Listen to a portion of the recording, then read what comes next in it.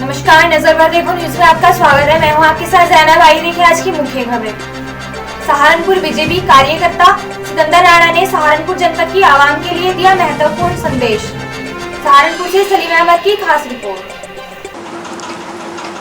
नमस्कार, मैं सिकंदर राणा, भारतीय जनता पार्टी जिला सहारनपुर से, और आज आपके बीच में फिर से हाजिर हुआ हूँ। सबसे पहले तो मैं आपसे ये कहना चाहता हूँ कि ये रमज़ान का आखिरी अशरा चल रहा है और 17 तारीख में कोई छूट की बात भी सामने आ रही है कि सरकार द्वारा आपको कोई छूट दी जाएगी। हो सकता है लॉकडाउन में कुछ छूट दी जाए, तो लेकिन मेरी आपसे एक विनती है, एक गुजारिश है कि उस छूट का हमें नाजायज़ फ़ायदा नहीं उठाना है। हमें सड़कों पे, गलियों में, बाज़ारों में भीड़ नहीं लगानी है। हमें ऐसा नहीं करना है कि बेवजह घरों में मेहमान और रिश्तेदारों को इकट्ठा कर लिया। कहीं ऐसा ना हो कि इससे कोई महामारी फैलने का ख़तरा बढ़ जाए और जो संख्या हमारे यहाँ घट रही थी 185 से, वो कहीं संख्या बढ़कर हज़ारों में ना पहुँच जाए। इसलिए हमें इन सब चीज़ों की एहतियात रखनी है। बार बार प्रशासन आपके बीच में शांति समिति की मीटिंग भी कर रहा है, मौजूद आदमियों को बिठाकर, और तुम्हारे सेक्टरों के सभासदों को, पार्षदों को बुलाकर, सभी पार्टियों के नेतागणों को बुलाकर मीटिंग कर रहा है कि आप अपने स्तर से लोगों को समझाने का प्रयास करें।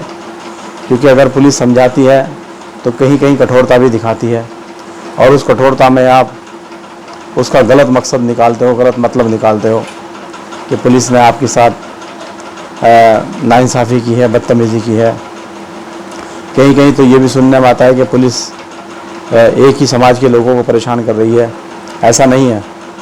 पुलिस सबके लिए बराबर है और पुलिस सबको बराबर समझाने का काम कर रही है, चाहे वो हिंदू इलाके हों या मुस्लिम इलाके हों। कुछ लोगों ने इसे हिंदू मुस्लिम कर दिया है। सरकार की नज़र में ये हिंदू मुस्लिम नहीं है, ये एक वायरस है, एक बीमारी है जो हिंदू के लिए भी है, मुसलमान के लिए भी है। आप सबसे मेरी गुजारिश है कि इस वायरस को वायरस की नज़र से देखें, बीमारी को बीमारी की नज़र से देखें। इसमें कोई हिंदू, कोई मुस्लिम नहीं है। संक्रमित होगा तो वो इंसान होगा, ना वो हिंदू होगा ना मुसलमान होगा। और सेवा करने वाले लोग वो भी इंसान हैं, ना वो हिंदू है ना मुसलमान है।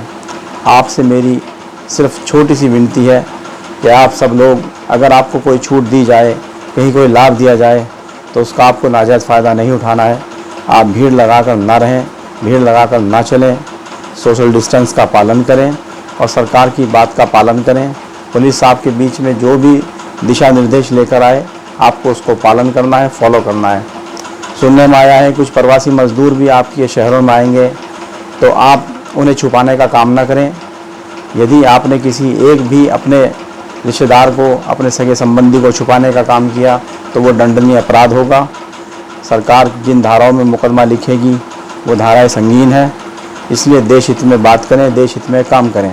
यदि आपका कोई रिश्तेदार, कोई सगा संबंधी आता है और आप उसकी जानकारी हेल्थ विभाग को देते हैं, प्रशासन को देते हैं, तो अगर कहीं वो संक्रमित था तो उसे क्वारंटाइन कर दिया जाएगा। तो उससे पूरा मोहल्ला, पूरा परिवार, पूरा समाज सेफ होगा। इसमें आपको यही नहीं देखना है कि ये आपका रिश्तेदार है या कोई सगा संबंधी है।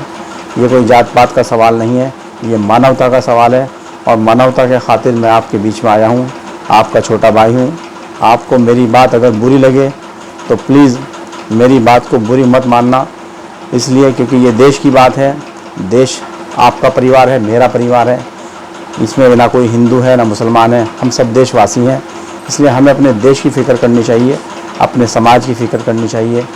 जिएंगे तो फिर कर लेंगे बातें, जब ज़िंदा ही नहीं रहेंगे तो क्या करेंगे बातें।